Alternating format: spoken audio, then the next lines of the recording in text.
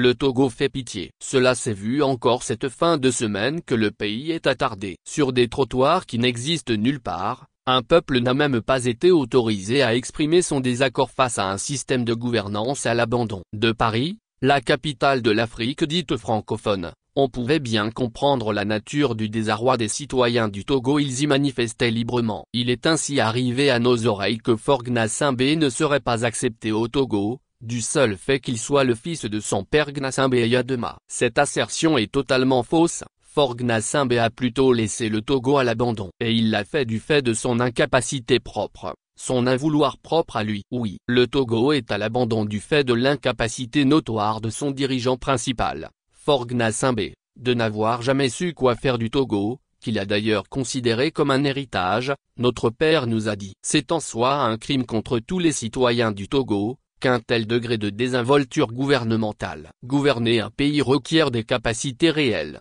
aucunement imaginaires, que le président du Togo ne peut offrir à ses concitoyens togolais. La jouissance insatiable d'un pouvoir exécutif de haut niveau n'est pas la gouvernance d'un pays. Un des mérites de la manifestation du 30 août 2025 est de rappeler l'image désolante du gros village africain qu'est la capitale du Togo, ces quartiers où résident les habitants, des refuges dignes des ghettos de l'Afrique du Sud du temps de l'apartheid. Ce Togo-là est une catastrophe qui n'existe plus nulle part ailleurs pour que les mentalités, celles de Faure Gnassingbé surtout, s'ouvrent enfin à l'urgence de trouver une solution à la crise politique permanente du Togo. Solution. Il n'est donc pas acceptable, ni concevable, que le pouvoir togolais soit resté si imperméable et insensible au changement de cap et de paradigme au Togo. Cela est d'autant plus inconcevable et beaucoup trop mesquin qu'à côté du Togo, les dirigeants du Ghana, du Bénin et du Burkina n'ont cessé d'innover quant à la créativité nécessaire à déployer pour le renouveau en gouvernance de leur pays.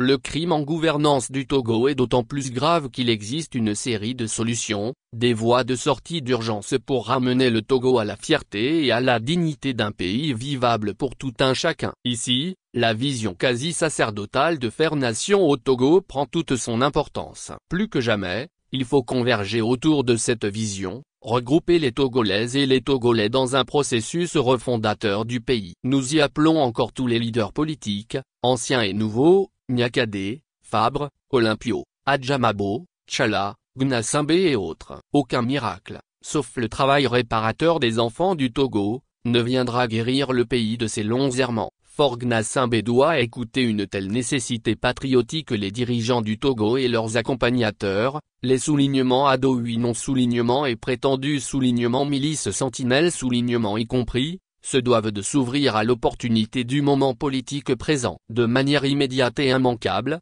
1. Amnistie générale comme cadre opérationnel juridique et administratif à diligenter. 2. Libération des prisonniers d'opinion et retour des exilés comme preuve initiatique d'une volonté politique nouvelle affirmée. 3. Assises générales intégrales de la République, agir, pour établir un consensus national togolais qui puisse, selon un calendrier progressif, sage et réaliste, aider à assumer le redémarrage effectif et pratique du Togo. Le salut du Togo réside dans cette démarche de sortie du chaos actuel généralisé, improductif et stérile, honteux et insultant pour tous les Togolais. En conséquence de tout cela, devant le désespoir et l'urgence du moment, il faut choisir de féconder l'avenir du Togo en osant cette voie de la sagesse et de l'abandon des rancunes.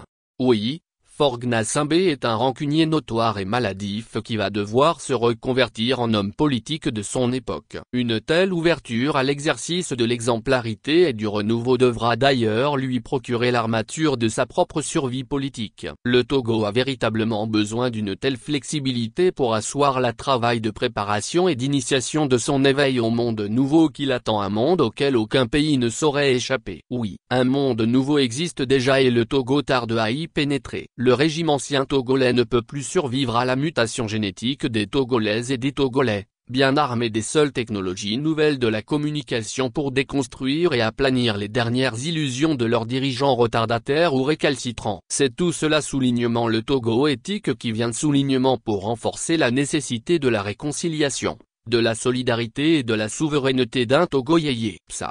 1er septembre 2025. Pour le Togo, nous bâtissons demain.